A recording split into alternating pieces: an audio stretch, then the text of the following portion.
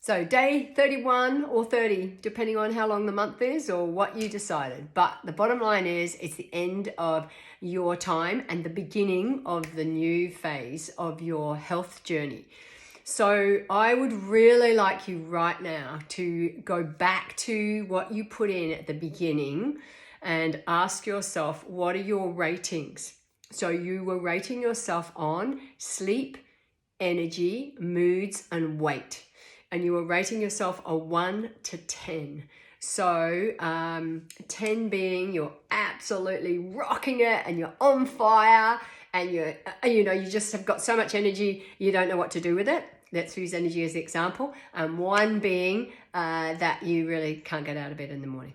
So somewhere in between there, I want you to go back, have a look at what you did at the beginning, what you put in there as your rating, and where are you at now? And, they may be little changes, because what I want you to ask yourself is whichever area you were working on, how long have you felt like that? So let's say in the example of sleep, if you haven't been sleeping right through the night for a whole decade, then 30 days is not necessarily going to get you sleeping right through the night, but it might just tweak and move you forward closer to where you want to be and that longevity that will be achieved by getting a better night's sleep.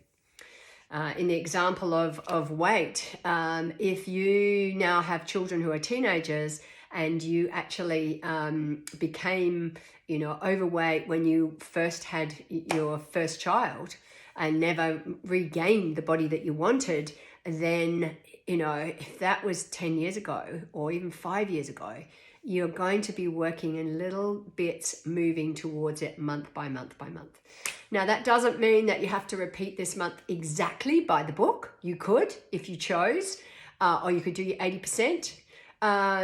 Or you could choose to say, okay, I really do miss my 1 coffee a day. I'm going to pop that back in.